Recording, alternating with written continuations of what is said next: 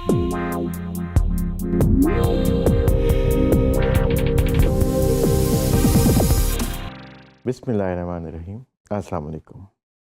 हम random forest का topic पढ़ रहे हैं और इस मॉड्यूल के अंदर हम देखेंगे कि हम रैंडम फॉरेस्ट की पैरामीटर ट्यूनिंग और मॉडल ऑप्टिमाइजेशन कैसे परफॉर्म कर सकते हैं।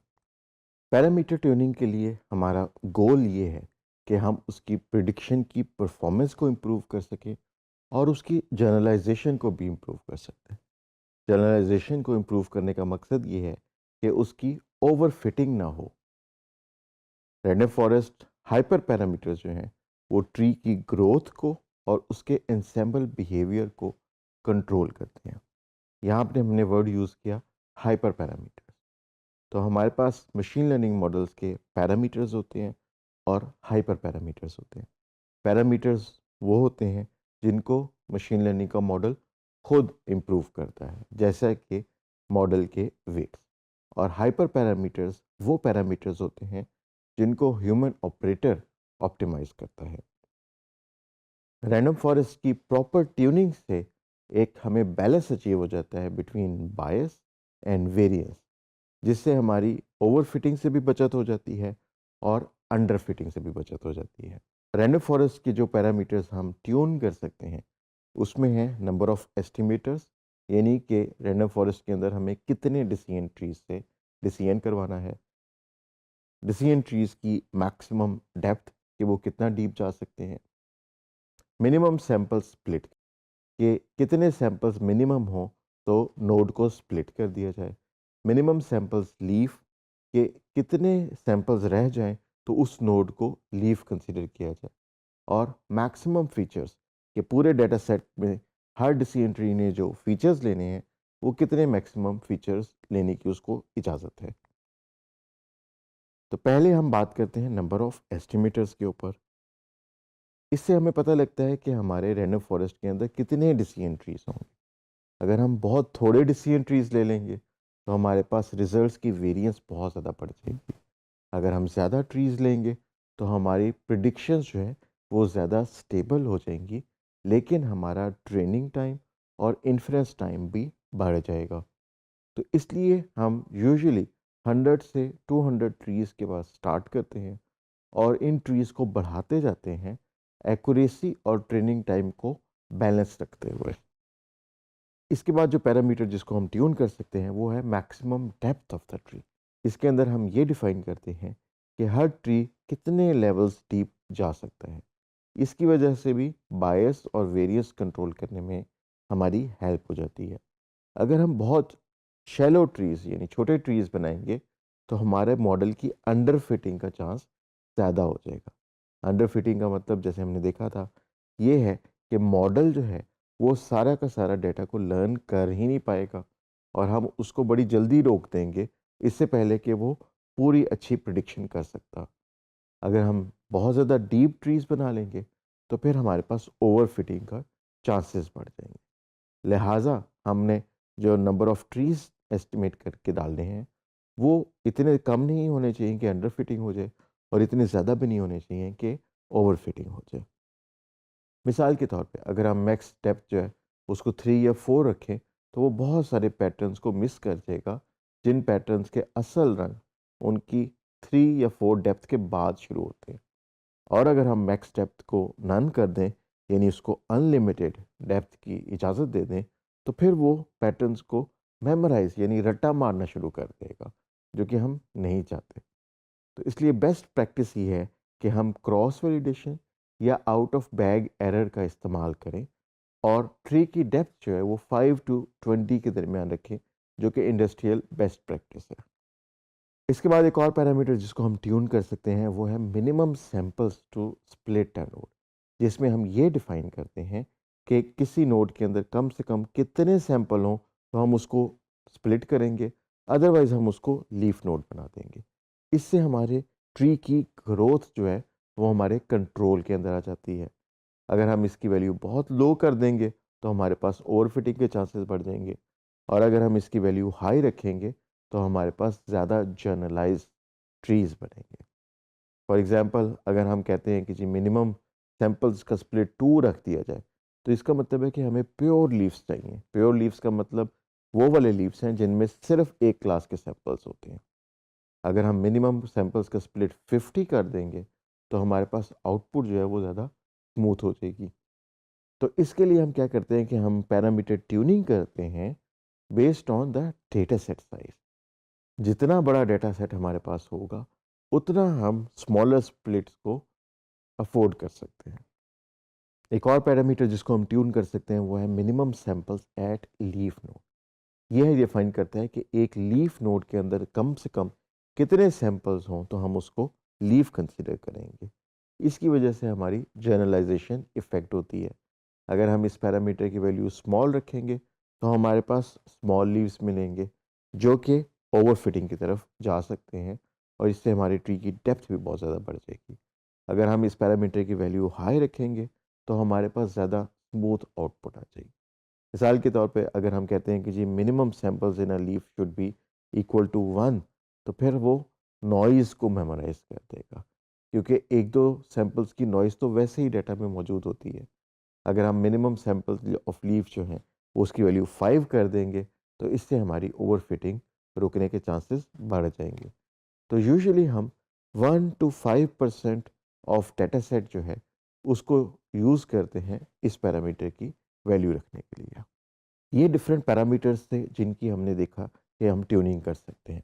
इसके अलावा जब हम मॉडल को इवेल्युएट करते हैं तो हमने एक कॉन्सेप्ट पढ़ा था कन्फ्यूजन मैट्रिक्स का।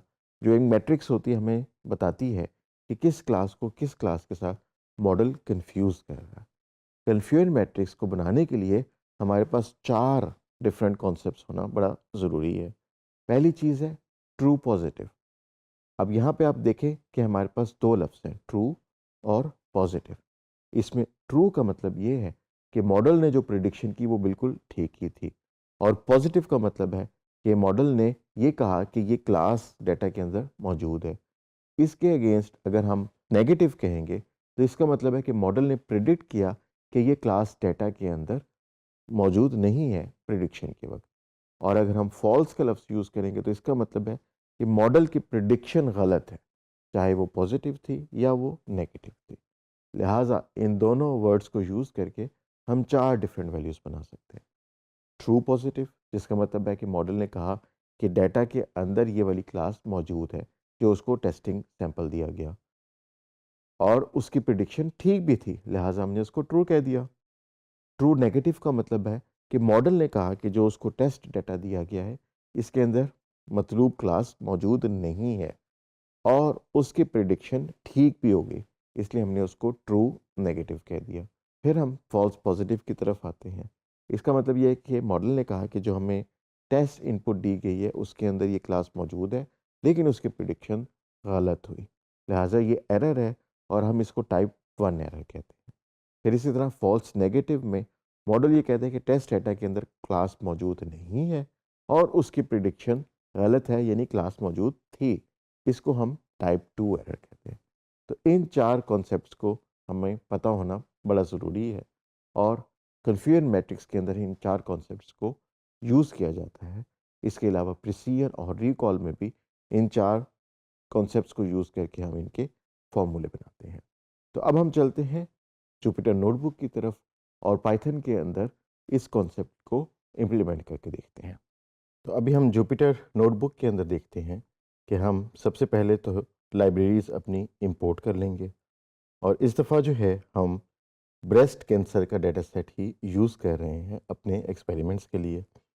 एंसेंबल लाइब्रेरी से हमने रैंडम फॉरेस्ट क्लासीफायर का मॉडल इंपोर्ट कर लिया है। तो इस कोड सेल को हम चलाते हैं, और अब हमने ब्रेस्ट कैंसर के डेटा सेट को लोड कर लिया। उसमें हमारे पास एक्स जो है वो डेटा हो गया और वाई टारगेट वैल्यूज़ यानी उनके लेबल्स हो गए। फिर हमने ट्रेनिंग और टेस्टिंग डेटा को 30-70 का स्प्लिट दे दिया और उसमें स्ट्रेटिफाई का स्टेटिस्टिकल बैलेंसिंग का फंक्शन ऑन कर दिया। इस कोड को भी हम चला लेते हैं। अब नेक्स्ट जो हमारा काम है वो है कि हम पैरामीटर ट्यूनिंग के लिए उसको ग्रिड सर्च के पैरामीटर्स देंगे। इसके अंदर हम ये बताएंगे कि हम कौन कौन सा पैरामीटर ट्यून करवाना चाहते हैं, और पैरामीटर की कौन कौन सी वैल्यूज़ पे वो एक्सपेरिमेंट रन करके देखे कि आया किस पैरामीटर की वैल्यू पे एक्यूरेसी हमें अच्छी मिल जाती है। तो यहाँ पे हमने पैराम ग्रिड का एक वेरिएबल बनाया। उसके अंदर जो पहला पैरामीटर है वो है नंबर ऑफ एस्टिमेटर्स, यानी कि हमारे पास कितने नंबर ऑफ डिसीजन ट्रीज होने चाहिए। तो यहाँ पे हमने 50, 100 और 200 इन 3 वैल्यूज़ पे पाइथन को एक्सपेरिमेंट रन करने का कहा। सेकंड पैरामीटर जो हम ट्यून करवाना चाह रहे हैं वो ट्री की मैक्सिमम डेप्थ है। तो हमने पहले नन डेप्थ रखा ताकि वो मैक्सिमम जितना बड़ा ट्री बन सकता है उतने बड़े ट्री पे एक्सपेरिमेंट रन कर ले। फिर उसके बाद 5 नोड्स की डेप्थ, 10 नोड्स की डेप्थ और 20 नोड की डेप्थ, इस पे हम एक्सपेरिमेंट रन करेंगे। तीसरा पैरामीटर जो हम ट्यून करवाना चाहते हैं वो है मिनिमम सैंपल्स का स्प्लिट, कि कम से कम इतने सैंपल हों तो उस नोड को स्प्लिट किया जाए। अगर इससे कम सैंपल्स हो तो नोड को स्प्लिट ना किया जाए बल्कि इसी को लीफ नोड माना जाए। तो इसकी वैल्यूज हम 2, 5 और 10 दे रहे हैं। चौथा पैरामीटर जो हम ट्यून करवाना चाहते हैं वो है minimum samples in the leaf node. इसमें हम ये बताते हैं कि कितने सैंपल रह जाए तो हम उस नोड को लीफ नोड कंसिडर करेंगे। यहाँ पे हम 3 वैल्यूज़ पे टेस्ट करना चाह रहे हैं, 1 सैंपल पे, 2 सैंपल पे और 5 सैंपल पे। लिहाजा हमने यहाँ पे 4 पैरामीटर दे दिए अपने ग्रिड सर्च को, जिनकी वैल्यूज़ हम ऑप्टिमल देखना चाहते हैं, और हर एक के अंदर हमने 3 से 4 वैल्यूज़ उसको बता दी कि इन पे एक्सपेरिमेंट्स रन करके देखो। तो हम चला लेते हैं, हमारा ये वेरिएबल बन गया। अब हम क्या करेंगे कि यहाँ पे ग्रिड सर्च चलाएंगे अपने रैंडम फॉरेस्ट क्लासीफायर के लिए।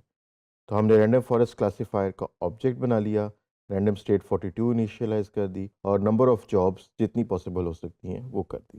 फिर इसके बाद ग्रिड के अंदर हमने ग्रिड सर्च CV का एक कंस्ट्रक्टर कॉल किया और वहाँ पे एस्टिमेटर जो है वो हमने रैंडम फॉरेस्ट दे दिया। पैरम ग्रिड जो है वो पैरम ग्रिड दे दिया, जो ऊपर हमने ग्रिड सर्च के लिए पूरा एक मैट्रिक्स बनाया था। उसके बाद फिर हमने CV इज इक्वल टू 5 दे दिया। ये है हमारी क्रॉस फोल्ड वैलिडेशन। इसके अंदर वो ये चेक करेगा कि डाटा को 5 डिफरेंट स्प्लिट्स के अंदर डिवाइड करेगा, 4 पे ट्रेनिंग करेगा और 1 पे टेस्ट करेगा, और ये प्रोसेस वो 5 दफ़ा रिपीट करेगा।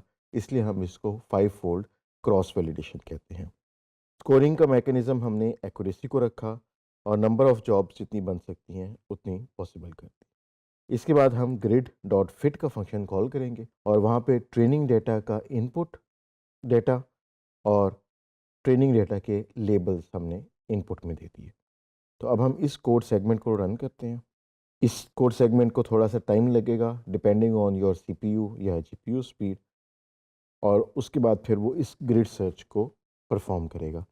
जैसे हमने पहले डिस्कस किया था कि ग्रिड सर्च जो है एक बहुत एक्सपेंसिव ऑपरेशन है, बिकॉज यहाँ पे हमारे पास 13 डिफरेंट पैरामीटर्स हैं। इसका मतलब है कि वो रैंडम फॉरेस्ट एल्गोरिथम को 13 दफ़ा रन करेगा। तो ज़ाहिर है 13 दफ़ा रन करने में टाइम तो बहुत लगेगा। हमारा रैंडम फॉरेस्ट का ऑब्जेक्ट बन गया है और उसको हमने फिट भी कर लिया है। तो रैंडम फॉरेस्ट क्लासीफायर के ऑब्जेक्ट को देख लेते हैं। इसके अंदर जो पैरामीटर्स हैं वो हमने देख लिए। जो हमारा आखिरी एक्सपेरिमेंट रन हुआ आउट ऑफ द 13 एक्सपेरिमेंट्स, उसमें हमारे ये वाले पैरामीटर्स इस्तेमाल हुए। अब हम क्या करेंगे, हम निकालेंगे कि जो उसने 13 एक्सपेरिमेंट्स रन किए हैं उनमें से बेस्ट एक्यूरेसी उसको किस मॉडल के अंदर मिली। वहाँ पे हमारे पास पैरामीटर्स की वैल्यूज़ क्या थी। तो हमने कहा best model is equal to grid dot best estimator. इस बेस्ट एस्टिमेटर पैरामीटर से हमें जो सबसे सक्सेसफुल एक्सपेरिमेंट था वो मिल जाएगा। फिर हम करेंगे वाई प्रिडिक्शन को Y best model dot predict X test. तो अब हम टेस्टिंग डेटा जो हमारा 30% स्प्लिट था उसको टेस्ट करेंगे और वाई प्रिडिक्शन ले लेंगे। फिर हमें बेस्ट पैरामीटर्स जो फाउंड हो गए हैं वो हम बेस्ट पैरामीटर्स में से जो वो आइटम्स थे, यानी कि हमारे जो 4 पैरामीटर थे उनकी वैल्यूज़ बता देंगे, और फिर हम अपनी बेस्ट एक्यूरेसी भी बता देंगे अपने टेस्ट डेटा के ऊपर। तो हम इस कोड सेगमेंट को रन करते हैं। तो हमें पता लगा कि बेस्ट पैरामीटर्स फाउंड जो हमें ग्रिड सर्च में मिले हैं उसमें मैक्सिमम डेप्थ नन थी। तो जाहिर है कि अगर हम ट्री को मैक्सिमम डेप्थ तक जाने देंगे उसमें टाइम तो बहुत ज़्यादा लगेगा, लेकिन ट्री के अंदर एग्जॉस्टिव सर्च हो जाएगी और ट्री की बेस्ट एक्यूरेसी जो है वो उसको ढूंढने में हेल्प हो जाएगी। फिर मिनिमम सैंपल्स ऑफ लीफ जो हैं वो 1 है। यानी कि जिस नोड में 1 सैंपल रह जाएगा हम उसको लीफ मानेंगे। मिनिमम सैंपल स्प्लिट 2 है, यानी 2 से ज़्यादा अगर सैंपल्स होंगे तो हम उस नोड को स्प्लिट कर देंगे, अदरवाइज़ हम स्प्लिट नहीं करेंगे। और नंबर ऑफ़ एस्टिमेटर्स 100 है, तो यहाँ पे 100 ट्रीज़ काफ़ी हैं, लेकिन हमने उसको 200 ट्रीज़ का भी ऑप्शन दिया था। 200 ट्रीज़ पे उतनी एक्यूरेसी नहीं मिली जितनी 100 पे मिली। इससे पता लगता है कि हमारी जो प्रॉब्लम है वो इतनी कॉम्प्लेक्स है कि उसको 100 ट्रीज़ सॉल्व कर सकते हैं, हमें 200 ट्रीज़ की ज़रूरत नहीं है। 200 ट्रीज़ पे हम ओवरफिटिंग के ऊपर जा सकते हैं। टेस्ट डेटा सेट के ऊपर जो हमारी परफॉर्मेंस है उसमें एक्यूरेसी हमारी 93.57% निकली। फिर इसके बाद प्रिसीजन, रिकॉल, F1 स्कोर और सपोर्ट भी हमारे सामने हैं। हमारे पास जो क्लासेस हैं वो तकरीबन बैलेंस्ड है, इसलिए ये वैल्यूज़ क्लोज निकल नहीं है। हमें पता है कि फ़र्स्ट जो हमारी क्लास है उसमें 64 सैंपल्स हैं और सेकंड क्लास में 107 सैंपल्स हैं। तो इस तरीके से हम ग्रिड सर्च को यूज़ कर सकते हैं अपने डिफरेंट पैरामीटर्स की ऑप्टिमल वैल्यू फाइंड आउट करने में। ग्रिड सर्च एक हैवी ऑपरेशन है और इसमें बहुत ज़्यादा टाइम लगता है क्योंकि हमारे क्लासीफायर को कई दफ़ा रन किया जाता है। तो अगर आपके पास रिसोर्स पावर अवेलेबल हो और आपकी टाइमलाइन भी लंबी हो तो आप ग्रिड सर्च के ज़रिए से बेस्ट वैल्यू निकालने की कोशिश कर सकते हैं। उसके लिए ज़रूरी है कि आपके पास प्रॉब्लम की इतनी अंडरस्टैंडिंग हो कि आप उसको कुछ वैल्यूज़ दें कि इन वैल्यूज़ के अंदर ग्रिड सर्च परफॉर्म करते। अगर आप उसको अंधाधुंध बहुत ज़्यादा वैल्यूज़ दे देंगे तो ग्रिड सर्च जो है ज़ाहिर है बहुत ज़्यादा एक्सपोनेंशियल टाइम लेगा और आपके लिए क्लाइंट की डेडलाइन मीट करना मुश्किल हो जाएगा। तो ग्रिड सर्च लगाने के लिए हमें बड़ा केयरफुली और बड़ा इंटेलिजेंटली डिसाइड करना पड़ता है कि हम किन पैरामीटर्स की किन वैल्यूज़ के ऊपर ग्रिड सर्च लगाएंगे।